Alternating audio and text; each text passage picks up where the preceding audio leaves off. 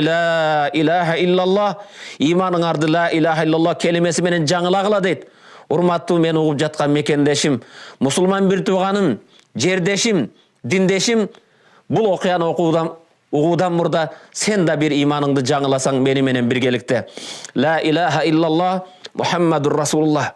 Болгон окуя. Мечиттердин бир имамы. Имам бир күн мындай дейт. Түш көрдім пайғамбар саллаллаху алейхи вассаламды. Имам пайғамбарды түш көргендігін айтады. Қандай бақтылуу имам пайғамбарды түшінде көрді. Пайғамбарыбыз саллаллаху алейхи вассалам түшінде келіп имамға мындай дейді. Паланчы қошнаңа барып айтқын, бейіште менің қошнам болады екен. Менің жанымда болады дейді. Имам таң қалады. Бұл қошнам Пайғамбар саллаллаху алейхи вассалам түшімді ушул мечитте имамды кылган мен айтпастан менин кошнамды бейиште менин кошнам болот деп жатат. Ал кошнам эмне иш кылды экен дейт.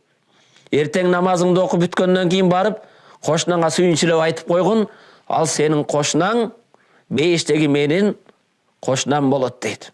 Пайгамбарыбыз саллаллаху алейхи вассалам.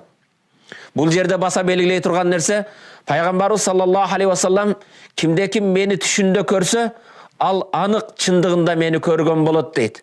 Себеп шайтан эч качан пайгамбардын сүрөтүндө боло албайт.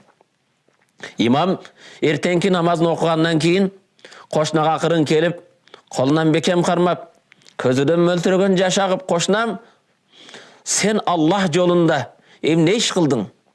Кудайга жаккан кандай ибадат жасадың? Мен айтпай эле коеюн дейт.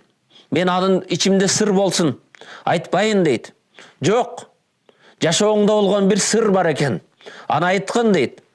Кошна айтуудан баш тартат. Сен үчүн менде өтө чоң бир сүйүнчү бар. Өмүрүңдө окпаган дүйнөдө бар нерседен жакшыраак нерсе менен сүйүнчүлөймүн. Сырыңды айткын. Экөөбүздүн арабызда сыр болсун, андан кийин мен сага сүйүнчү айтамын дейт.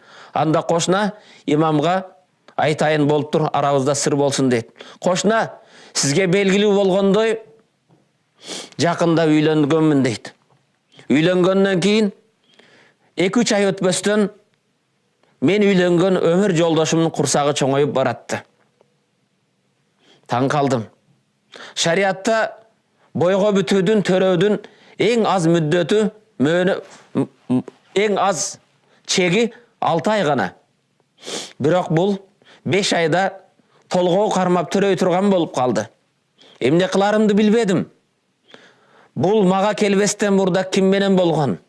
Бул баланын наристенин бала атасы ким экен деп элге айтсамбы? Кыйкырып жар салсамбы? Кайната кайненеме айтып шерменде кылсамбы? Ар түрдүү шайтандын васвасасына түштүм дейт. Бирок жараткан Аллахым Пайгамбар саллаллаху алейхи вассаламдын ушул хадисин укканмын. Мен сатара муслиман сатарахуллаху яумал кияма. Кайсы бир мусулман экинчи бир мусулмандын айыбын жашырса, Аллах кыяматта анын кемчилигини жашырат деген хадиске амал кылууну чечтим да. Эч кимге билдирбестен 5 ай чыгып чыкпастан үйлөнгөн аялым төрөдү. Төрөгөн кезде эмне кылдым? Жаш баланы алып келип, адамдар намазга турган кезде мечиттин алдына коюп койдум. Намаз окулуп жаткан кезде наристе ыйлап баштады. Наристенин ыйлаганын бардык жамаат укту. Алардын катарында мен да чыктым да.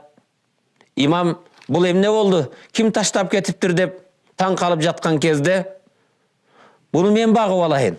Мунун таштаган карар эч ким болбосо, буну мен кепилдик алайын деп өзүм койгон наристени эч кимге билдирбестен кайра үйүмдө наристенин энесине көтөрүп келдим. Ушул окуяны мен эч кимге айткан жокмун. Ичимде сактадым. Бир мусулмандын сырын сактадым дейт. Ошондо имам сүйүнчү бергин. Пайгамбар саллаллаху алейхи вассалам кечинде түшүмө кирип, паланчы кошнаң айткын, ал бейиштеги менин кошнам болот деди дейт. Урматтуу мекендеш.